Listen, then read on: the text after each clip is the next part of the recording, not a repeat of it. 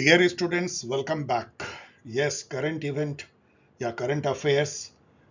यदि आप ये सोच रहे हैं कि सर भूल गए हैं, तो ऐसा बिल्कुल नहीं है, लेकिन आप लोग में ही बिजी हूँ, किसी और चीज़ में बिजी नहीं हूँ। आपको पता है कि अभी रीटेस्ट हुआ है और उसके बैच मैंने कोशिश की लास्ट मोमेंट में उनको मॉक टेस्ट देने की, इवन पेपर 1 में भी।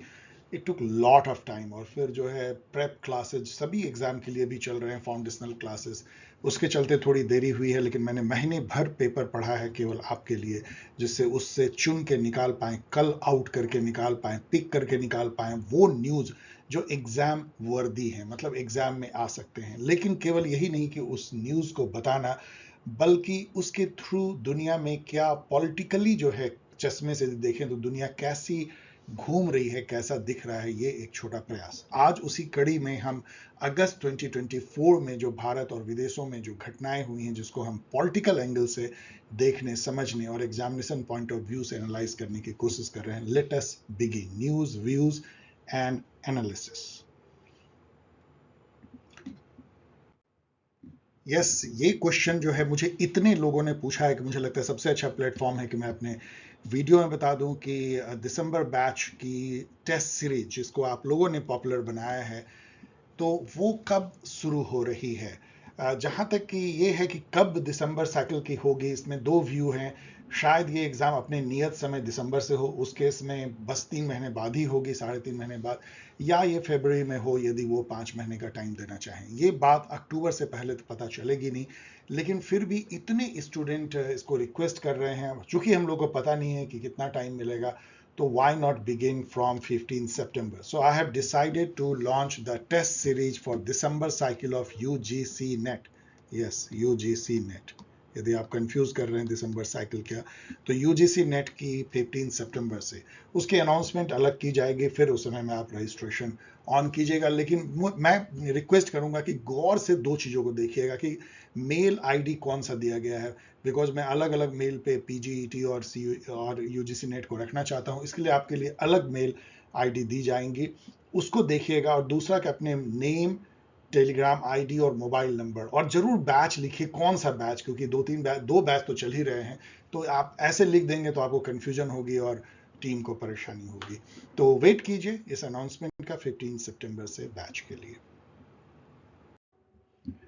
ये तो आपको पता है, मैं हमेशा कहता हूं कि these books are one of the most useful and most affordable book. Of course ये अमेजन पे हैं, जिनको कि अभी आप लर्न कर रहे हो कि कैसे जो है डिजिटल फॉर्म में, लेकिन जिस तरह से यूपीआई को आप लोगों ने अडॉप्ट किया है, उसी तरीके से अब देखोगे फ्यूचर इज ऑनलाइन बुक, क्योंकि वो आपको कंट्रोल देती है और आपको जिस प्राइस पॉइंट पे देती है वो इम्पॉसिबल है हार्ड बाउंड कॉपी में।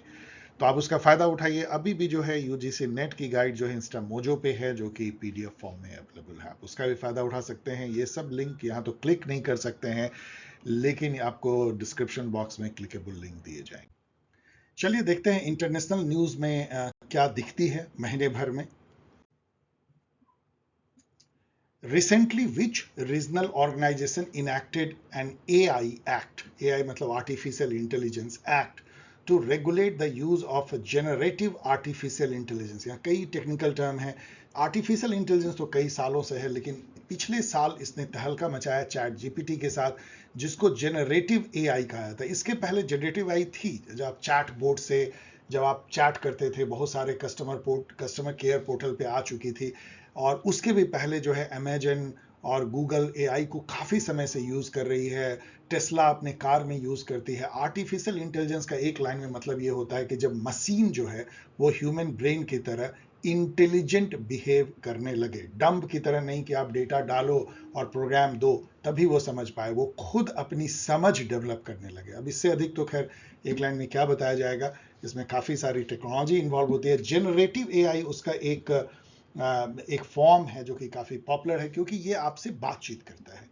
इवन एलेक्सा जब आप बातचीत करते हैं अमेजन का या गूगल की जो डिवाइस जो म्यूजिक सुनाती है, जो भी उसको कह लें नेम, तो वो जो है बिक्सबी है सैमसंग की, ये सब जनरेटिव एआई का एग्जांपल है, जहाँ पे कि आप चैट करते हैं, आप कहते हैं कि मुझे ये गाना सुनाओ, ये मुझे इंफॉर्मेशन दो, ये मेरे लिए काम करो, और वो काम करता है, आपसे एक कन्वर्सेशन करता है जनरेटिव एआई।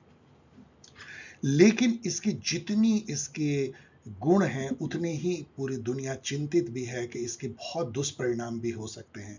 जैसे अभी कुछ तो आने लगे हैं डीप फेक न्यूज़, मतलब जहां पे कि मान लीजिए आपका चेहरा यूज कर ले, आपकी आवाज यूज कर ले, एआई बहुत आराम से इसको कॉपी कर सकती है और उसके थ्रू जो है ऐसी बात कह दे जो आपने कभी कहा ही नहीं और आपको सरकार अरेस्ट कर ले। चलिए ये तो आप बोलेंगे मेरे साथ कोई क्यों करेगा, लेकिन बहुत नामी गिरामी लोगों के साथ तो ऐसा हो सकता है। अमेरिका के राष्ट्रपति ने क्या कहा, प्रधानमंत्री ने क्या कहा।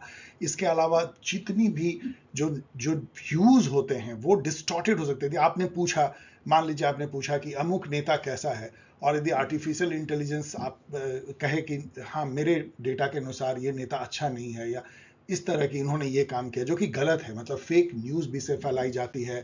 इससे साइबर क्राइम कई लेवल का जो है, कई गुना इसके थ्रेट बढ़ जाते हैं, और एक तरह का प्रोपेगेंडिस्ट भी ये हो सकता है, एक पर्टिकुलर आइडियोलॉजी को प्रमोट कर सकता है, क्योंकि इसमें सोर्स पता नहीं चलता है। जैसे गूगल से जब आप सर्च करते हैं, वैसे ये भी बहुत डेमोक्रेटिक नहीं है। जब आप सर्च करते हैं तो उसमें कुछ बहुत कॉम्प्लेक्स रूल से जो है कुछ साइट ऊपर आते हैं, उसमें पैसे उसे भी देने की बात आती है, लेकिन फिर भी आपको एटलीस्ट चॉइस तो मिलता है कि आप इस साइट से देखें, उस साइट से देखें। जनरेटिव एआई में तो वो अपने ब्लैक बॉक्स के अंदर से जादूगर जैसे निकालता है, वैसे निकाल के आपको इन्फॉर्मेशन देता है, यू आर नॉट अवेयर कि वो उसकी ऑथेंटिसिटी क्या है और किस साइट से वो ला रहा है। तो ये सब जो प्रॉब्लम जनरेटिव एआई के साथ है। तो एक मैं यहाँ क्वेश्चन पूछ रहा हूँ कि कौन से रीजनल ऑर्गेनाइजेशन ने अभी जो है सबसे आगे बढ़ते हुए एआई एक्ट पास किया, जिससे कि रेगुलेट किया सके जनरेटिव एआई के यूजेस को, जैसे चैट जीपीटी, जेमिनी या लामा फेसबुक की है। तो इसका आंसर जो है वो है यूरोपियन यूनियन। यूरोपियन यूनियन आपको पता होना चाहिए कि इस तरह के टेक्नोलॉजी में सबसे आगे है, मतलब टेक्नोलॉजी savvy यदि कोई रीजनल ऑर्गेनाइजेशन है तो यूरोपियन यूनियन है। Who is the mastermind of 9/11 who recently pleaded guilty? आपको पता है 9/11 में किसकी बात कर रहा हूँ? 9/11 2001, जहाँ पे कि 2 टावर को मतलब गिरा दिया गया था और पेंटागन पे अटैक किया गया था। ये एक सबसे बड़ा टेररिस्ट अटैक माना था, वो भी अमेरिका के माइट पे, अलकायदा के द्वारा। उसामा बिन लादेन, अब वो सभी एक्टर उसमें से मर भी चुके हैं। उसामा बिन लादेन मारा गया है, जो मुल्ला उमर था वो भी मारा गया है, लेकिन तालिबान अभी के अभी भी शासन कर ही रही है। तो उसमें जो उसका जो मास्टरमाइंड था वो अभी रिसेंटली उसने कोर्ट में कहा, काफ़ी सालों से वो बंद है, ग्वांटमाला देख लीजिए स्पेलिंग प्रोनाउंसिएशन, अभी मैं दिखाऊंगा आपको। तो वो उन्होंने अभी प्लीड किया है गिल्टी। तो ये एक न्यूज़ बनी है कि ये हैं वो शख्स, या वह शख्स खालिद शेख मोहम्मद, जिसने कि वो घृणित कार्य किया। उसका ये फोटो है जो प्रिजन में है। जो मैं कह रहा था, ये काफ़ी सालों से खालिद शेख मोहम्मद जो मास्टरमाइंड था 9/11 का, वो ग्वांटामाओ बे, जो वहाँ पे एक बहुत फेमस और बहुत इनफेमस प्रिजन है, जेल है, एक आइलैंड में रखा गया है, और वहाँ पे कोई भी दुनिया का कानून काम नहीं आता है। वहाँ कहा जाता है कि वहाँ अजीब अजीब तरह के टॉर्चर भी दिए जाते हैं। वहाँ पे अमेरिका अपने इस तरह के कैदियों को रखता है, वहाँ ये कैद है। तो उसने अभी गिल्टी प्लीड किया, मतलब कि मैं मानता हूँ कि मैंने ऐसा किया है, अब मुझे माफ कर दो या सजा देके छोड़ दो। Who is Simon Biles? देखिए, ओलंपिक्स में बहुत खबर नहीं दे रहा हूँ आपको, वैसे बहुत क्वेश्चन बन सकते हैं, मेरी सलाह होगी देख लीजिएगा। इंडिया ने थोड़ा अंडर परफॉर्म किया। हम लोग सोच रहे थे कि टोक्यो ओलंपिक के 7 मेडल से हम आगे बढ़ेंगे, लेकिन 6 पे अटक गए। उसका कारण ये रहा कि कई हमारे मेडल होप्स जो थे वो चौथे पोजीशन पे लटक गए, और विनेश फोगट के साथ क्या हुआ प्लस अभी बताया। तो फिर भी, और इवन हम लोगों के लिए बहुत बड़ा डैम्पनर रहा कि इवन भाला फेंक में भी जो है हमारे नीरज चोपड़ा सेकेंड हो गए। वो भी लकीली सेकेंड हो गए, क्योंकि 6 में से केवल एक ही भाला उनका सही वो फेंक पाए थे। और लेकिन वहाँ पे जो पाकिस्तान के कंपटीटर थे उन्होंने उनको हराया, वो भी एक बेहद बेहद दूर तक जो है एक ऐतिहासिक भाला फेंक के। तो जले पे नमक जैसा जो डेफिनेटली हम लोगों को लगा। तो इसलिए मैं बहुत ज़्यादा क्वेश्चन उससे तो नहीं पूछ रहा हूँ, उसे पूछा भी नहीं जाएगा। लेकिन साइमन बाइल्स जो हैं वो मुझे लगा कि इसको जरूर पूछना चाहिए, क्या है, कौन है वो, और ओलंपिक में या उनकी खेल में क्या महत्ता है। तो साइमन बाइल्स जो हैं, ये है, यहाँ फोटो देख सकते हैं। ऑफ कोर्स ये ब्लैक वुमेन है, ये भी एक इनकी आइडेंटिटी को जोड़ता है। और ये जिम्नास्टिक की दुनिया की अभी सबसे बड़ी प्लेयर है। यहाँ पे आपको बता दें कि जिम्नास्टिक में शुरू से रोमानिया, बुल्गारिया और ईस्टर्न जो कंट्री थे यूरोप के, उसका दबदबा होता था, जहाँ पे कि जो डॉल टाइप की, गुड़िए जैसी जो शरीर की लचक वाली लड़कियां जो हैं वो मानी जाती थी, बहुत कम उम्र की, कि वो बहुत बेहद अच्छा करती है, नादिया कॉमेनेच एंड अदर्स। लेकिन सिमन बाइल ने पूरी परिभाषा बदल दी। आप देख सकते हैं इनका शरीर जो है वो नॉर्मल जिम्नास्ट जैसा नहीं है, बहुत ही वर्जिश किया हुआ जो जो गठा हुआ शरीर होता है वो है। और ये कोई उस टाइप की डॉल टाइप का इनका इमेज नहीं है, लेकिन इन्होंने क्या मतलब परफॉर्म किया है, पूरी दुनिया को इन्होंने हिला दिया। और इसके चलते, और नॉट ओनली दैट, वो जो है एक बहुत अपनी विचार रखती हैं, एक एक्टिविस्ट के तौर पे भी ये जानी जाती हैं। और इन्होंने जो है एक अजीब सा इनके साथ में रहा कि इन्होंने 2-3 साल का ब्रेक ले लिया था टोक्यो ओलंपिक के बाद, और इन्होंने कहा था कि मैं मेंटल हेल्थ से जूझ रही हूँ। ये इन्होंने डिक्लेयर किया था कि मैं डिप्रेशन, मेंटल हेल्थ से, फिर उससे उभर के आती हैं। और कैन यू बिलीव कि इन्होंने 7 मेडल जो है इस बार पेरिस ओलंपिक में ले लिया। ऑल टाइम जो है great athlete gymnast. She won 11 Olympic medals, 7 recently included, and 30 World Championship medals, Simon Biles. तो ह्यूमन क्या कर सकता है, जो मैं कहता हूँ परफेक्टिबिलिटी, कोई सीमा नहीं है कि हम अपने को कितना परफेक्ट बना सकते हैं, उसकी एग्जाम्पल है Simone Biles. Who is Ivan Greskovic? अब ये जो इवान ग्रेस्कोविक हैं, ये नाम सुन के आपको लगेगा कि ये हैं रसियन, और आपको आश्चर्य लगेगा कि ये यूएस के जर्नलिस्ट कैसे हो गए।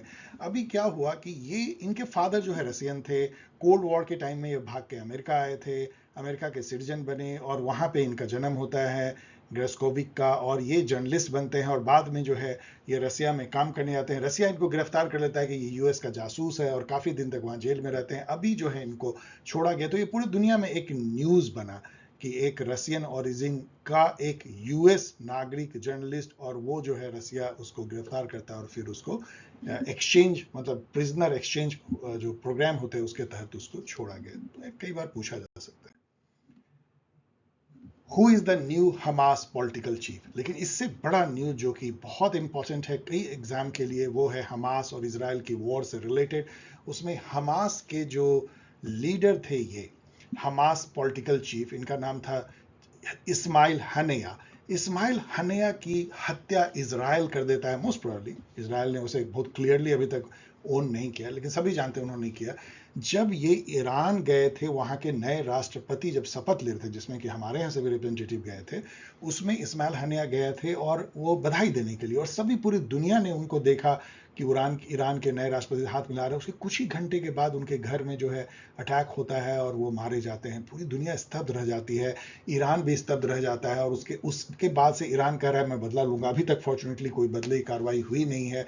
हिजबुल्ला जो उनकी समर्थक उग्रवादी काइंड ऑफ है, जो लेबनान से एक्ट करती, उन्होंने जरूर ड्रोन से अटैक किया, फिर इजराइल ने अटैक किया, चल रहा है, लेकिन ईरान अभी तक डायरेक्टली इन्वॉल्व नहीं हुआ है। लेकिन उसका कारण इस्माइल हनिया थे, जो हमास के चीफ थे। अब इनके मारे जाने के बाद ये जेंटलमैन जो है, या आप जो भी कह लीजिए, आप नाम जो देना चाहें, ये पर्सन जो है वो, इनका नाम है याह्या सिनवार। याह्या सिनवार वैसे भी पहले जो है ये मिलिट्री कमांड के हेड थे। मतलब वहाँ 2 धड़ा हमास में है, जैसे जो होता है एक मिलिट्री का हेड और एक पॉलिटिकल हेड। तो ये मिलिट्री हेड थे, लेकिन अभी ये पॉलिटिकल हेड भी हो गए हैं, याह्या सिनवार। अब पता नहीं जैसी लड़ाई चल रही है इनका भी फेट क्या होगा। तो ये 2 नाम जो है आपको याद रखने चाहिए। इस्माइल हनिया जो मारे गए ईरान में, तेहरान में, इजराइल के द्वारा, और नए जो हमास के चीफ हैं Yahya Sinwar. Who is Nahid Islam? ये नाम आपको बहुत जरूरी है जानना, क्योंकि इस स्टूडेंट ने, 21-22 साल के स्टूडेंट ने वो कारनामा किया है जो कि मतलब कोई नॉर्मली कोई स्टूडेंट दुनिया में कर नहीं पाता है। कौन है, चलिए देखते हैं। ये जो है 26 साल का सोशियोलॉजी का स्टूडेंट है बांग्लादेश में। He is the leader, top leader of the student movement in Bangladesh, जिसने 15 साल की जो शेख हसीना की सत्ता थी उसको बेदखल कर दिया, उन्हें कंट्री से भागने को मजबूर किया। Not only that, he insured कि आर्मी आगे आके झपट ना ले सत्ता पे। मोहम्मद यूनुस को बुलाया और ग्रेट नोबेल लॉरेट को सत्ता सौंपी, और खुद जो है मतलब अभी भी मिल के स्टूडेंट वहाँ पे पुलिस का भी काम कर रहे हैं, और कंट्री को आगे लेने के लिए वो प्रण ले रहे हैं। एक अजीब सी एक वहाँ पे बयार अभी बह रही है। अब किस डायरेक्शन में जाएगी, कुछ लोग इसको बुराई कर सकते हैं, कुछ इसके लिए डिबेट कर सकते हैं, लेकिन जो है वो है कि उन्होंने एटलीस्ट जो है मतलब अपनी पॉलिटिकल जो जिसको कहते हैं ऑथोरिटी स्टूडेंट ने अपने हाथ में लेकर के किया, और उन्होंने मोहम्मद यूनुस को बनाया, जो कि डेफिनेटली बहुत अच्छी बात है। यदि आर्मी आज बनते या जमायत उल इस्लामी बनती तो फिर उनकी बुराई हो सकती थी, लेकिन ये लग रहा है कि दे आर डिफरेंट। तो नाहिद इस्लाम जो सोशियोलॉजी के स्टूडेंट हैं, he is the top leader. इनका फोटो हर जगह भी बांग्लादेश में आप देख सकते हैं। Who is the founder of Grameen Bank in Bangladesh? Of course you understand कि मैं कहाँ ले जा रहा हूँ आपको। ऑफ कोर्स बांग्लादेश में, जिसके कि चीफ अभी गवर्नमेंट के बने हैं मोहम्मद यूनुस। मोहम्मद यूनुस को दुनिया काफ़ी समय से जानती है, ये एक नोबेल लॉरेट हैं, और उससे भी पहले ये ग्रामीण बैंक के स्थापक माने जाते हैं। ग्रामीण बैंक ने पूरी दुनिया में तहलका मचा दिया, जो 100 रुपये तक का लोन देने के लिए जानी जाती है। इसको माइक्रो क्रेडिट कहते हैं, माइक्रो फाइनेंस। और इन्होंने ये दिखाया कि 100 रुपये के लोन दे करके भी कोई बैंक जो है प्रॉफिटेबल हो सकता है, जिसको बोलते हैं, एक मैनेजमेंट में प्रिंसिपल है, Fortune at the bottom of pyramid. कई बार हम ये सोचते हैं कि केवल मिडिल क्लास या अमीर लोगों को सामान बेच के या सर्विस दे के कंपनी रिच हो सकती है। मोहम्मद यूनुस ने इसको दिखाया कि बॉटम ऑफ द पिरामिड, मतलब जो लोग एकदम हाशिए पे हैं, एकदम बॉटम में इनकम ग्रुप पे हैं, उनको सेवा दे करके भी आप अपनी फॉर्चून कमा सकते हैं। तो ग्रामीण बैंक के संस्थापक, बाद में इन्होंने ग्रामीण टेलीकॉम की भी स्थापना की, वो भी उतना ही सक्सेसफुल रहा, और इसके लिए उन्हें 2006 में जो है नोबेल प्राइज मिलता है। और इनको स्टूडेंट लीडर्स ने बुला के सत्ता की कमान सौंपी है। Of course the transitional government, जिसके ये चीफ एडवाइजर के तौर पे आप प्राइम मिनिस्टर मान सकते हैं इनको। So he is the founder of Grameen Bank in Bangladesh.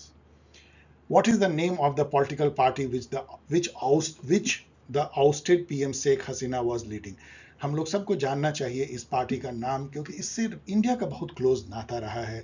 क्योंकि बांग्लादेश की जब लड़ाई हुई थी मुक्ति वाहिनी, तो उसके जो संस्थापक थे शेख मुजीबुर रहमान, उसकी वो पार्टी है, उनका नाम है अवामी लीग।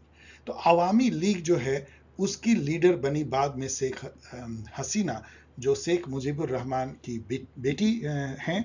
और शेख मुजीबुर रहमान की भी जो है वो पॉलिटिकल हत्या हुई थी, आर्मी के द्वारा हुई थी। बाद में जो वहाँ बहुत दिनों तक आर्मी का शासन रहा था, जनरल इरशाद, जनरल जियाउर रहमान।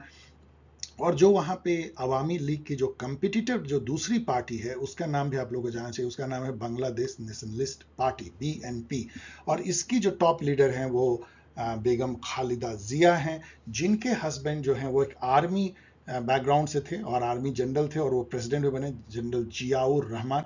जियाउर रहमान को हम लोग एक और क्विज क्वेश्चन के लिए जानते हैं पॉलिटिकल साइंस में। ऐसा माना जाता है कि सार्क की स्थापना का जो मूल आइडिया था कि ये होना चाहिए, जियाउर रहमान का ही था, और इसलिए ढाका में फर्स्ट सार्क की बैठक भी हुई थी 85 8 दिसंबर को, और वहीं पे चार्टर साइन हुआ था। उनकी जो ये जो विधवा हैं वो हैं खालिदा जिया, और शेख मुजीबुर रहमान की बेटी हैं शेख हसीना। इन्हीं दोनों में टसल होती रही है पॉलिटिकली, ये कभी इसका शासन कभी इनका, लेकिन पिछले 15 सालों से शेख हसीना का शासन था। और अभी जो स्टूडेंट मूवमेंट हुआ, जो कोटा को लेकर के शुरू हुआ था, वो भी कोटा क्या, आवामी लीग ने एक कोटा इस्टेब्लिश किया था, जिसमें कि जो मुक्ति वाहिनी में जो थे या बांग्लादेश की आज़ादी में, उनको रिजर्वेशन जॉब में मिलता था। उस कोटा को इतना ज़्यादा बढ़ा दिया गया था कि उसको एक तरह से स्पॉयल सिस्टम लोग मानने लगे थे। स्पॉयल सिस्टम ये होता है कि पॉलिटिकल पार्टी अपने वफादार या अपने आइडियोलॉजी को मानने वालों को रिवार्ड देती है, उसी तरीके से जैसे डकैत लोग स्पॉयल को बांटते हैं।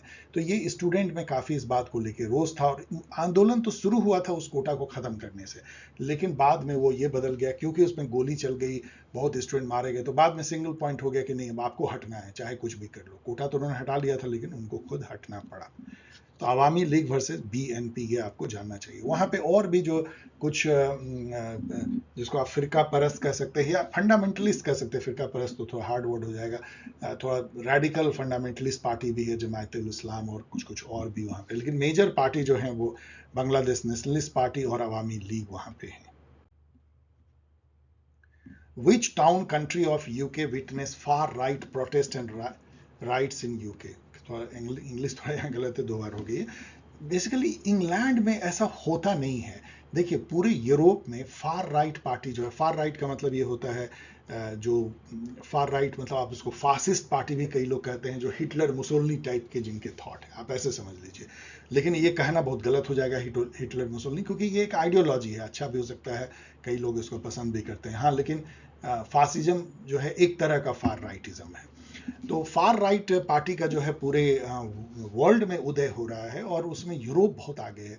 यूके में of course far right party का बहुत जगह नहीं है, यदि आप आयरलैंड को छोड़ दें, नॉर्दर्न आयरलैंड, लेकिन फिर भी वहां पे एक ऐसी घटना हुई, चलिए उसका जिक्र करते हैं। मैं पूछ रहा हूं कि कौन सा शहर था या कौन इलाका जहां पे कि फार राइट के द्वारा जो है एक प्रोटेस्ट और बाद में वो राइट में बदल गया हुआ था। तो ये जो है जुलाई अगस्त के महीने में ये इलाका देखिए, इंग्लैंड का आप देख सकते हैं नॉर्थ वेस्ट का इलाका है, जिसका नाम है वहाँ पे साउथ पोर्ट।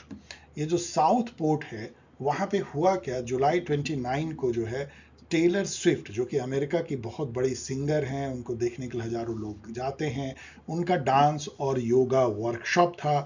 वहाँ पे जो है 3 बच्चों की जो है वो हत्या हो जाती है और वो बाद में जो है 3 यंग गर्ल्स थी, उनका जो है चाकू से अटैक होकर के उनको मार दिया जाता है। पूरा शहर शॉक में आता है और फिर ये न्यूज़ प्रोपेगेंडा जैसी फैलती है कि वो लोग जो हैं वो इमिग्रेंट मुस्लिम है और फिर मुस्लिम के अगेंस्ट में जो है फार राइट निकल पड़ते हैं और कत्लेआम, मतलब मारपीट, दंगा फसाद टाइप की शुरू होती है। इससे यूके बहुत ट्रबल्ड हुआ। तो ये शहर है northern English town of south post. यहाँ आप देख सकते हैं कि लोग उन बच्चियों को श्रद्धांजलि दे रहे हैं, जैसे फूल चढ़ा के जो देते हैं वो, और उसके बाद फिर वो राइट्स में बदल गया। Who is running mate of Kamala Harris? आपको पता है कि इंडियन मूल की कमला हैरिस जो है वो at the brink of creating history है। वो अमेरिका की पहली वुमेन राष्ट्रपति और पहले इंडियन मूल की जो है राष्ट्रपति बन सकती हैं, ऋषि सुनाक के जैसे ऋषि सुनाक यूके के बने, ये यूएसए के बन सकते हैं। It will be very proud moment for us. उससे कोई से हमें फायदा होने वाला नहीं है। कमला हैरिस 4 साल तक उन्होंने वाइस प्रेसिडेंट रह के दिखा दिया कि कोई उनको इंडिया से कोई खास लगाव नहीं है, लेकिन हाँ, हम इस बात का बोस्ट कर सकते हैं कि हमारे ओरिजिन की एक लेडी जो है यूएस की प्रेसिडेंट है। That's all.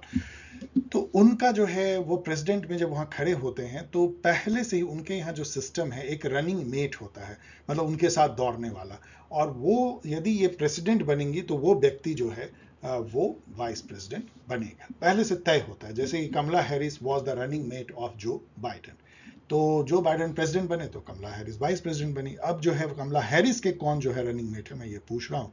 इनका नाम है टिम वॉल्ज। आप देख सकते हैं ये एक वरिष्ठ व्यक्ति हैं, टिम वॉल्ज, और अभी मिनेसोटा स्टेट जो है, Minnesota one of the 50 state में से एक स्टेट का नाम है मिनेसोटा, और मिनेसोटा के जो है ये गवर्नर हैं। अब यहाँ पे चूंकि जब टीम वॉल्स का नाम ले रहे हैं तो जो डोनाल्ड ट्रंप के जो रनिंग मेट है उसको भी एक बार देख लीजिए। वैसे मैंने पहले बताया था, इनका नाम है JD वैंस। इनका भी इंडिया से नाता है, क्योंकि इनका नाता क्या है कि इनकी जो पत्नी है वो इंडियन है। तो कोई भी बने, चाहे ट्रंप बने राष्ट्रपति या कमला हैरिस, कोई ना कोई इंडियन जरूर जो है व्हाइट हाउस के ऊंचे पदवे से रिलेटेड होगा। JD Vance versus Tim Walz. Who is Armand Mondo Duplantis? ये मैं दूसरे स्पोर्ट्स पर्सन को ले रहा हूं। ऑफ कोर्स इन्होंने भी ओलंपिक में एक अजीब तहलका मचाया, जिससे पूरी दुनिया जो है वो हंसी खुशी में डूब गई। मतलब दैट वाज ए जो हैप्पी शॉक आप कहते हो। इन्होंने क्या किया, ये पोल वॉल्टर है। पोल वॉल्टर क्या होता है, इस टाइप का जो है ये लंबी सी डंटा लेते हैं और उसको फिर इस डंटे के सहारे से वो कूदते हैं। तो इसके पहले जो रिकॉर्ड था, वर्ल्ड रिकॉर्ड, जो कोई सोच भी नहीं पाता था, वो 6.24 मीटर। आप समझ सकते हैं कितना ऊपर कोई व्यक्ति कूद सकता है। 6.24 मीटर इन्हीं का बनाया हुआ था, अरमांड डुप्लांटिस का। लेकिन इन्होंने, और इनके आसपास कोई था भी नहीं ओलंपिक में जब ये प्रतियोगिता में उतरे, तो जो दूसरा था शायद वो 6.15 टाइप का कुछ था या उससे भी नीचे, मतलब इनको कोई कंपटीशन नहीं था। लेकिन फिर भी इन्होंने कहा कि नहीं, मैं अपने ही रिकॉर्ड को तोड़ना चाहता हूँ, 6.25। और पूरी दुनिया स्तब्ध होकर देख रही थी क्या ये 0.01 मीटर से अपने को सुधार लेंगे, और इन्होंने कर दिखाया। ये जो है ये जो है कूद गए 6.25 और पूरी दुनिया खुश हुई। तो ये जो है इन्होंने वर्ल्ड रिकॉर्ड, अपने ही वर्ल्ड रिकॉर्ड को ध्वस्त किया। यहाँ पे आप लोगों को एक महान पोल वॉल्टर का नाम बताना बहुत जरूरी है। उनका नाम था सर्जेई बुबका। और सर्जेई बुबका जो है उस समय में तो जब ये खेलते थे तो कोल्ड वॉर चलता था, तो ये सोवियत रूस के प्लेयर माने जाते थे, लेकिन एक्चुअली वो यूक्रेन के थे, वही यूक्रेन जो आज रसिया से लड़ रहा है। उस समय में यूक्रेन सोवियत रूस का पार्ट होता था। सर्जेई बुबका जो है एक समय में घर घर में पूरी दुनिया में जाने जाते थे, क्योंकि इनके ऐसा कोई पोल वॉल्टर नहीं था। कोई भी टूर्नामेंट हो, Sergei Bubka, and he was the first man in the world जो 6 मीटर पहली बार कूदा था। सोचो, वो मैन के परफेक्टिबिलिटी कोई सीमा नहीं, मैं कहता हूं उस समय में 6 मीटर कोई नहीं कूद पाता था पोल वॉल्ट से। तो ये फर्स्ट टाइम उन्होंने 6 मीटर को क्रॉस किया, और लास्ट उनका वर्ल्ड रिकॉर्ड 6.14 था। आप देखिए उससे कितना आगे जो है 11.11 आगे जो है वो डुप्लांटिस निकल गए हैं। Sergei Bubka versus Duplantis, man के आगे बढ़ने की, सीमा को लांघने की कोई सीमा नहीं। Indo Pacific partnership for maritime domain awareness, ये बड़ा लंबा सा अजीब टाइप का नेम, लेकिन ये सब एग्जाम में पूछा जाता है। इज एन इनिशिएटिव ऑफ, मैं पूछ रहा हूं कि ये जो Indo Pacific partnership for maritime domain awareness, इतना लंबा सा, ऑफकोर्स ये क्या होगा? मैरीटाइम डोमेन मतलब कि जो समुद्री जो इलाका है उसमें एक तरह का निरीक्षण के लिए, वहां अवेयरनेस के लिए, साइंटिफिक अवेयरनेस, रिसर्च, और वहां पे जो गलत काम होते हैं उसको रोकने के लिए, क्राइम रोकने के लिए, और जो पीरेटिंग होती है उसको रोकने के लिए, समुद्र के नेचर को जानने के लिए सब लोग मिलकर यदि पार्टनरशिप करें तो वही Indo Pacific maritime domain awareness है। ये इनिशिएटिव किसका है? नाटो, ईयू, ब्रिक्स, क्वाड, ये क्वाड का है। क्वाड इसलिए आप गेस कर सकते हैं कि इंडो पैसिफिक है, तो आप इसको गेस भी कर सकते हैं कि ये होगा। यहाँ पे ये क्यों इंपॉर्टेंट है? वैसे तो ये 1-2 साल पहले ही आया था, क्योंकि अभी जो है क्वाड के मिनिस्टर्स की बैठक हुई थी, फॉरेन मिनिस्टर के साथ बैठक हुई थी, और उसमें जो है इस IPMDA को काफी आगे बढ़ाया गया। कुछ क्वेश्चन मैं इससे पूछ रहा हूँ।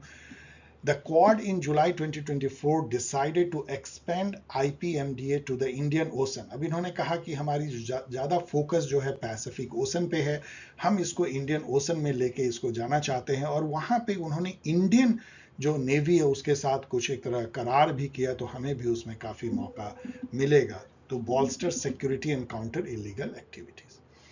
Quad recently finalized its plan to roll out Open RAN, again एक बहुत टेक्निकल टर्म है, Open Radio Access Network Telecommunication to the in the Pacific Ocean Archipelago। अब हुआ ये कि इसी मीटिंग में जहां IPMDA पे बातचीत हो रही थी, उस क्वाड के बैठक में ये भी हुआ कि कुछ और काम किया जाए। उसमें से एक था कि जो पैसिफिक के जो आइलैंड कंट्री हैं, जैसे उसमें से एक पलाऊ है जिसके बारे में बात कर रहे हैं, वहाँ पे जो है 5G और ये सब नहीं हो पाता है, क्योंकि वहाँ पे जो रेडियो एक्सेस नेटवर्क है, अब आपको मतलब ऐसे बताएं तो एक टेलीफोन एक्सचेंज मान लीजिए है, और फिर मोबाइल का टावर है।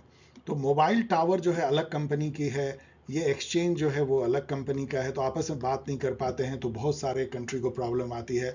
तो इस टाइप का टेक्नोलॉजी हो कि वो जो ओपन हो, मतलब ओपन रेडियो एक्सेस नेटवर्क हो, रेडियो एक्सेस ऐसा हो किसी कंपनी का टावर किसी कंपनी के टेलीफोन एक्सचेंज से बात कर पाए, तो ये सिस्टम से बहुत रिवोल्यूशनाइज हो जाती है, तुरंत जो है मोबाइल वहाँ चालू हो सकता है किसी भी कंट्री में। तो ये प्लाव में चालू करने का डिसीजन लिया गया। ऑफकोर्स बहुत टेक्निकल न्यूज़ है, लेकिन थोड़ा बहुत आपको इसके थ्रू आपको ओपन रैन की भी जानकारी हो गई। इस पर काफ़ी अभी रिसर्च चल रही है। और प्लाव को भी आप जान लीजिए, ये है ऑस्ट्रेलिया, और यहाँ पे ब्रुनेई और ये सब है, और फिलीपींस, और ये यहाँ प्लाव है। तो आप देख सकते हैं कितने सारे कंट्री जो है ये ओसानिया कहते हैं, पैसिफिक ओशन में छोटे छोटे आर्कीपिलागो हैं, बहुत बहुत सारे डॉट टाइप के। आर्कीपिलागो मतलब होता है समूह आइलैंड का, बहुत सारे छोटे छोटे छोटे आइलैंड होते हैं, उसको मिला के आर्कीपिलागो कहते हैं। तो plough. Indian Navy is finalizing a strategic partnership with which tech company of USA which has 21 satellite, यहाँ satellite का स्पेलिंग देख लीजिए, over Indo-Pacific for enhanced maritime domain awareness in the Indo-Pacific। ये भी उसी से जुड़ा हुआ है। 21 सैटेलाइट ये कंपनी रखती है, जिससे कि पूरे इंडो पैसिफिक पे पूरी नजर रखी जा सके। और इस कंपनी के साथ इंडियन नेवी ने भी एक स्ट्रेटेजिक पार्टनरशिप किया है। तो ये बहुत ही इंपॉर्टेंट हम लोगों के लिए एक न्यूज़ है। तो मैं पूछ रहा हूँ कौन सी कंपनी है यूएस की? इसका नाम है हॉकआई 360। नाम ही आप समझ सकते हैं, हॉकआई 360 मतलब कि ये पूरी हॉकआई रखती है इंडो पैसिफिक पे 21 सैटेलाइट से। स्पार्टली आइलैंड जो है बहुत अभी न्यूज़ में था, साउथ चाइना सी में। ये एक हॉट स्पॉट बन गया है किस दो कंट्री के बीच में? वहां पे क्या हुआ कि फिलीपींस और चाइना की जो कोस्ट गार्ड हैं वो टकरा गए। चाइना तो अपने को साउथ चाइना सी का बेताज बादशाह मानता है, तो चलिए पहले देखते हैं ये कहाँ लोकेटेड है। देखिए ये है चाइना, चाइना का ये साउथ एरिया है, ये पूरा लंबा जो है ये वियतनाम है, और इधर जो है ये फिलीपींस के पूरे आइलैंड हैं। अब यहाँ पे देखिए मलेशिया है, यहाँ ब्रुनेई है, ये ऑस्ट्रेलिया ऐसे। ये जो है यहाँ पे स्पार्टली आइलैंड है, स्पार्टली आइलैंड इस तरफ कहीं पे है, स्पार्टली जो छोटा दिख रहा है यहाँ पे स्पार्टली आइलैंड होगा। तो ये जो स्पार्टली आइलैंड है, सॉरी आप चेक कर लीजिए कहाँ पे स्पार्टली आइलैंड, यहाँ पे। तो इस स्पार्टली आइलैंड पे क्या हुआ कि फिलीपींस कहता है कि हिस्टोरिकली हमारा यहाँ पे कब्जा है, हम यहाँ पे अपनी समुद्री नौका रखते हैं, केवल कोई कोई मिलिट्री के लिए नहीं, लेकिन खोज और रिसर्च हमारा ये एरिया है। और चाइना कहता है नहीं, ये पूरा एरिया साउथ चाइना सी का तो हमारा है। अमेरिका भी इसको नहीं मानता है, और इसके चलते चाइना, वियतनाम, ब्रुनेई और फिलीपींस और इवन जापान, ये सब ताइवान, ये सब लड़ते झगड़ते रहते हैं साउथ चाइना सी को लेकर के। So Brunei, China, Malaysia, Philippines, Taiwan और वियतनाम जो है, ये सब जो है इस साउथ चाइना सी में कन्फ्लिक्ट करते हैं। चाइना का मानना है कि कुछ नथिंग डूइंग, ये पूरा इलाका मेरा है।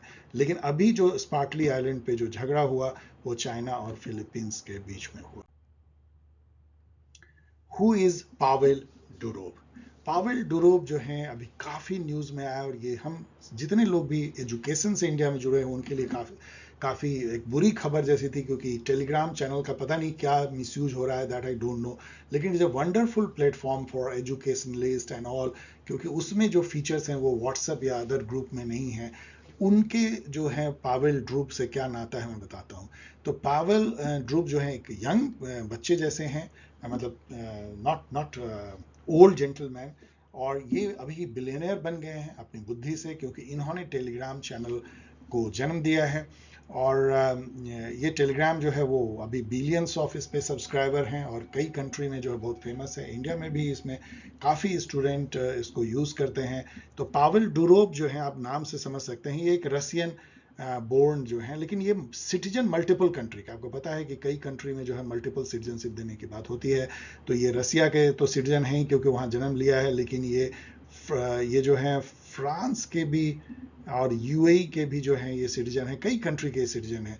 अभी इनको जो है फ्रांस ने गिरफ्तार कर लिया, और फ्रांस ने ये कहा, तभी ये न्यूज़ में आया, और फ्रांस ने कहा कि ये टेलीग्राम चैनल जो है वो डीप फेक और पोर्नोग्राफी और डार्क नेट और बहुत सारे गलत धंधों के लिए यूज़ होता है, और ये जो कंपनी है ये उसको मॉडरेट नहीं करती है, मतलब कोई उस पर एक्शन नहीं लेती है, बहुत ट्रांसपेरेंट इनकी पॉलिसी नहीं है लाइक दैट। तो इसके चलते उनको गिरफ्तार किया गया। इससे पूरी दुनिया में शॉक वेव आया कि क्या टेलीग्राम को कहीं बैन कर दिया जाएगा। इंडिया में भी इस पर काफ़ी चर्चा होने लगी, और सभी लोग आशंकित हो गए थे, क्योंकि जो अच्छे कामों के लिए यूज़ करते हैं उनको तो हमेशा इस पर जो चिंता रहेगी। इनफैक्ट अभी जो यूजीसी नेट की जो एग्ज़ाम हुई थी 18 जून को, और वो जो कैंसिल हुई थी, तो गवर्नमेंट का ये कहना था कि टेलीग्राम पे ही उसकी जो पेपर लीक हुई थी। बाद में सीबीआई के जांच से पता लगा कि वो तो पेपर लीक हुई ही नहीं थी। तो एक तरह से फिर से टेलीग्राम यहाँ पे बदनाम भी उस तरह से हुआ। कई लोग कहते हैं कि नीट के भी पेपर वहाँ बिक रहे थे। सो मतलब Telegram came into news for all wrong reasons. और पावेल ध्रुव बाद में जो है काफ़ी इस पे रसिया ने भी बहुत स्ट्रॉन्ग एक्शन लिया, उन्होंने बोला कि नहीं ये गलत है, उनको छोड़ना चाहिए, और फिर काफ़ी अब मिलो डाउन हो गया है, वो इन्वेस्टिगेशन चल रहा है। Pavel Durov. Which country is hosting the 2024 SCO summit? ये इंडिया के लिए बड़ी ही विचित्र सी सिचुएशन है, क्योंकि संघाई कोऑपरेशन ऑर्गेनाइजेशन का जो इस साल का समिट है, जो अक्टूबर में होने वाला है 1 महीने बाद, उसको होस्ट कर रहा है पाकिस्तान। अब इंडिया में मोदी जी की चिंता, या एक तरह समझिए एक तरह से एक तरह की आप ये कह सकते हैं, मतलब डिसीजन प्रॉब्लम है कि जाएं या ना जाएं, कि एससीओ हमारे लिए काफ़ी इंपॉर्टेंट है, लेकिन पाकिस्तान कर रहा है तो शायद मोदी जी ना जाएं और उसमें फॉरेन अफेयर मिनिस्टर जाएं। Which country is the newest member of SCO? ये क्वेश्चन एग्जाम में काफ़ी ज़्यादा पूछने का चांस है। एससीओ में पहले 8 मेंबर होते थे, 4 जो हैं सेंट्रल एशिया के कंट्री, जिसमें कजाकिस्तान और उज्बेकिस्तान, किर्गिस्तान ये सब हैं, और 2 जो हैं वो रसिया और चाइना थे, और पाकिस्तान और इंडिया थे। बाद में जो है इसमें ईरान जुड़ा पिछले साल, और इस साल जुड़ता है बेलारूस। तो बेलारूस जो है वो आपको पता है कि रसिया का एक तरह से चेला टाइप का है, ये वो कंट्री है जिसने यूक्रेन वॉर में रसिया का सीधा सीधा साथ दिया है। तो रसिया इसको लेकर के आई है, रसिया ईरान को भी लेके आई है, या चाइना ईरान को लेके आया है। तो एससीओ एक ऐसा टाइप का बन गया है जो कि वेस्टर्न कंट्री के आंखों में चुभता है, क्योंकि वेस्टर्न कंट्री को जिन सब कंट्री से एक तरह से नफरत है वो सब एससीओ के मेंबर है। इसलिए इंडिया, मुझे लगता है कि वो अपने को एससीओ से थोड़ी दूरी बनाने की कोशिश कर रहा है। Which area of Russia now is in control of Ukraine. Ukraine ने एक बहुत ही अजीब सा काम किया, बहुत ही डेयर डेविल, कि इतने दिनों तक वो दबाया जा रहा था, उसके एरिया जो है वो छीने जा रहे थे रसिया के द्वारा। उसने पहली बार कुछ एरिया रसिया से छीन लिया, वहां के लाखों लोगों को उसने बेदखल कर दिया, और उसको खुद जो उसकी दवाई थी उसी से जो है रसिया को ट्रीटमेंट उसने दिया, और रसिया को वहां इमरजेंसी लगानी पड़ी। मैं पूछ रहा हूं किस एरिया में यूक्रेन घुस गया और अभी भी उसको कंट्रोल किए हुए है रसिया का। वो एरिया है कर्स्क। कर्स्क रीजन आप देखिए तो ये यूक्रेन है, ये रसिया है, और यहाँ पे कर्स्क है। तो इस एरिया को जो है यूक्रेन ने धावा बोल करके काफी दूर तक जो है इन्होंने हजारों किलोमीटर हथिया लिया है रसिया का। What is the name of cyclone typhoon in Japan which created havoc there recently? पिछले महीने जो है एक टाइफून आया। अब टाइफून, ये मैं कहूंगा कि थोड़ा सा जीके का है, आप रट लीजिए। जो साइक्लोन, ये सब तो साइक्लोन है, साइक्लोन कहते हैं ऐसी चक्रवाती हवा जो इस टाइप से होती है, तो उसको चक्रवाती हवा कहते हैं।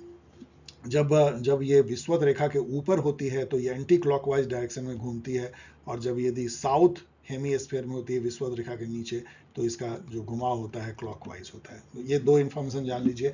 इसके अलावा जो इसका जो नेम है वो अलग अलग जगह अलग अलग लोकल नेम दिया जाता है। इंडियन ओशन में जो हमारे यहाँ जब होती है तो उसको हम लोग सिंपली साइक्लोन कहते हैं, लेकिन जापान और चाइना की तरफ जो होती है उसी को टाइफून कहते हैं। ये जापानी वर्ड है टाइफून। और जब यही चीज जब अमेरिका में होती है तो वहां पे उसका नाम जो है वो अलग दिया जाता है। क्या दिया जाता है? टॉर्नेडो एंड, देख लीजिएगा। तो अलग अलग नेम जो है इसको दिए जाते हैं।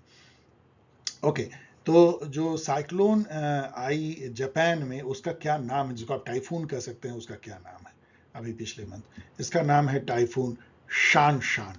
शान शान। तो टाइफून शान शान का आप देख सकते हैं क्या हालत इसने जापान के एक आइलैंड में किया। अब आइए इंडिया न्यूज, जो कि बहुत ज्यादा नहीं है तो वो जल्दी हम लोग देख सकते हैं। फर्स्ट न्यूज इसमें है, in which famous case Supreme Court of India mandated the creamy layer criteria for OB reservation. ये मैं क्वेश्चन क्यों पूछ रहा हूँ ये आपको मैं बताऊंगा। ये वैसे केस तो बहुत पुराना है। इंदिरा स्वानी केस 1992 जो मंडल कमीशन लागू होने के बाद ये आया था, इसका फैसला 92 में हुआ था। इसमें सुप्रीम कोर्ट ने ये कहा था कि ओबीसी रिजर्वेशन मिलेगा तो जरूर, लेकिन उनको नहीं मिलेगा जो कि इकोनॉमिकली लैडर में ऊपर आ गए हैं, और उनको उन्होंने क्रीमी लेयर कहा कि ये क्रीमी लेयर को आपको छांट देना है। क्रीमी लेयर जो है इकोनॉमिक क्राइटेरिया थी, उसका पहले शायद 2 लाख 2.5 लाख था, अब उसको बढ़ा के 8 लाख पर एनएम किया गया हाउस होल्ड। यदि किसी घर की वार्षिक आय जो है 8 लाख से अधिक है तो उनको ओबीसी रिजर्वेशन नहीं मिलेगा। अब मैं ये क्यों पूछ रहा हूं, क्योंकि इसमें हुआ ये कि अभी जो है सुप्रीम कोर्ट ने एक ऑर्डर कर दिया कि यही व्यवस्था लगभग जो है क्यों नहीं एससी एसटी रिजर्वेशन होना चाहिए। इससे पूरे देश में तहलका मची, क्योंकि एससी और एसटी के मन में यह हुआ कि उनकी रिजर्वेशन छीनी जाएगी, जो कि गलत बात है।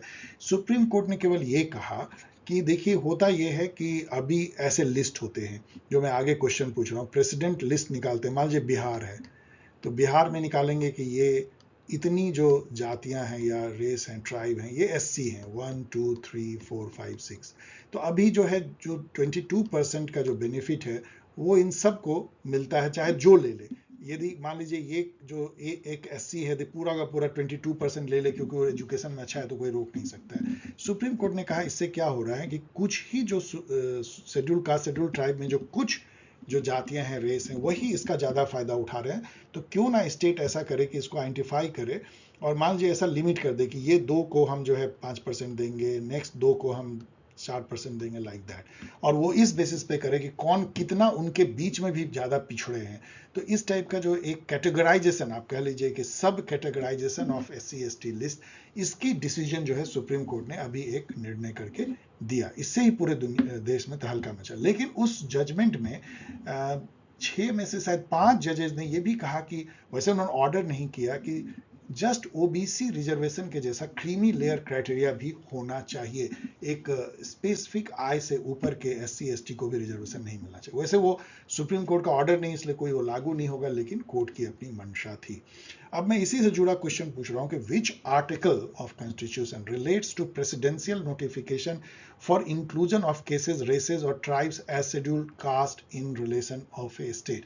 मतलब कि कौन सा आर्टिकल कहता है कि प्रेसिडेंट एक लिस्ट निकालेंगे जिसमें रेस, ट्राइब और कास्ट जो है उनको शेड्यूल्ड कास्ट डिक्लेयर किया जाएगा एक पर्टिकुलर स्टेट के रेस्पेक्ट में। ये आर्टिकल है आर्टिकल 341, ये शेड्यूल्ड कास्ट के लिए है। और सिमिलर आर्टिकल जो है आर्टिकल 342 जो है वो शेड्यूल्ड ट्राइब के लिए है। और एक बात इसमें ध्यान रखने की, एक बार प्रेसिडेंट का लिस्ट निकल जाए तो इवन प्रेसिडेंट भी उसको चेंज नहीं कर सकते हैं, केवल पार्लियामेंट बाय लॉ जो है उस लिस्ट को चेंज कर सकती है। उस लिस्ट को सुप्रीम कोर्ट की जो अभी ऑर्डर आई है, गौर कीजिएगा, उस लिस्ट को चेंज नहीं किया जा सकता है, ध्यान रखिएगा। केवल उस लिस्ट में कैटेगरी बनाई जा सकती है कि हम इस कैटेगरी को इतने इतने % रिजर्वेशन देंगे, ओवरऑल जो एससी का रिजर्वेशन है उसके तहत या एसटी का। इसी पर तो इतना बवाल मचा हुआ है।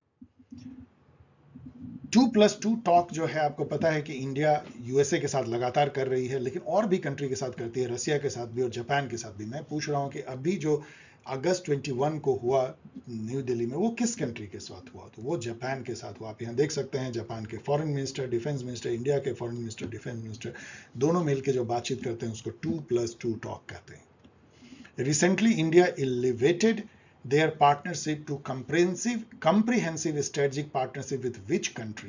इनफैक्ट जब तक मैंने ये क्वेश्चन बनाया तब तक इंडिया ने जो है एक और कंट्री के साथ कर लिया। तो चलिए हम देखते हैं पहले ये कंट्री जिसके साथ हमारी पार्टनरशिप इनहांस हो गई है, अब ये कंप्रीहेंसिव स्ट्रेटजिक पार्टनरशिप हो गई है, उसका नाम है मलेशिया।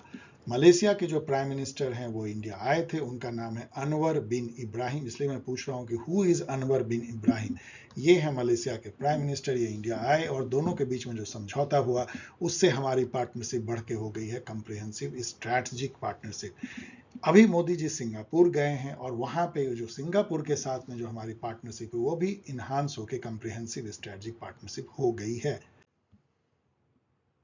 हु इज अवनी लकड़ा? मैं खत्म कर रहा हूं इसको एक गुड नोट पे, इस वीडियो को। अवनी लकड़ा को मैंने पिछले साल भी जगह दिया था अपने करंट अफेयर में, इस बार भी, क्योंकि ये वो वुमेन है, फर्स्ट इंडियन वुमेन जो ओलंपिक में लगातार 2 गोल्ड मेडल जीतती हैं। ऑफ कोर्स पैरा ओलंपिक में जो फिजिकली चैलेंज लोगों के लिए आप देख सकते हैं कि ये व्हील चेयर पे हैं, और 10 मीटर राइफल पिस्टल में इन्होंने टोक्यो में भी गोल्ड जीता था और पेरिस में भी। इससे आप ये भी न्यूज़ को समझिए कि 24 मेडल अभी तक हम जीत चुके हैं और लगभग 10वें 11वें नंबर पे इंडिया के पारा ओलंपियन है। तो बहुत ही ग्रेट सक्सेस हमारे इन खिलाड़ियों ने दिया है। उसमें अवनी लखेरा जो है ये सबसे टॉप पे है। So okay dear student, I hope कि आपको ये वीडियो पसंद आया होगा, और मुझे तो बहुत मज़ा आता है जब मैं पूरे दुनिया के न्यूज़ को आपको एक तरह से बांचता हूं और थोड़ी बहुत अपनी व्यू देता हूं। उस चीज़ को आप किनारे रख सकते हैं, अपनी व्यू आप खुद डेवलप करना सीखिए, लेकिन न्यूज़ को न्यूज़ के तरह से देखिए, एनालाइज कीजिए, समझिए उसके अंदर, और उसके थ्रू दुनिया को समझने की कोशिश कीजिए। And thanks for watching. यदि आपको पसंद आया हो तो जरूर लाइक करें, शेयर करें, सब्सक्राइब करें। और आपको बताना है कि जो प्रिपरेटरी क्लासेज हैं वो बहुत अच्छे से चल रही है, अभी भी आप उसको ज्वाइन कर सकते हैं, क्योंकि अब मैंने डिसाइड किया उसमें आपको रिकॉर्डेड लेक्चर्स जो हैं मिल जाते हैं और क्लास नोट भी मिल रहे हैं, रिसोर्सेज भी आप ज्वाइन कर सकते हैं। यहाँ पे दिया गया है कैसे कर सकते हैं। इस तरीके से आप मुझसे जो है जुड़ सकते हैं। आप काफ़ी सारे मेल भेजते हैं, थैंक यू वेरी मच। आपके सारे जो विशेष थे टीचर्स डे के लिए, thank you for making me teacher. और I feel great, feel humbled कि मैं इतने सारे बच्चों को थोड़ी हेल्प करने में सफल हो पा रहा हूँ। God has given me this opportunity, thank you very much. और फिर से एक बार मैं आपको याद दिला रहा हूँ कि 15 सितंबर से शुरू करेंगे new batch for UGC NET test series. Join that. Thank you, bye.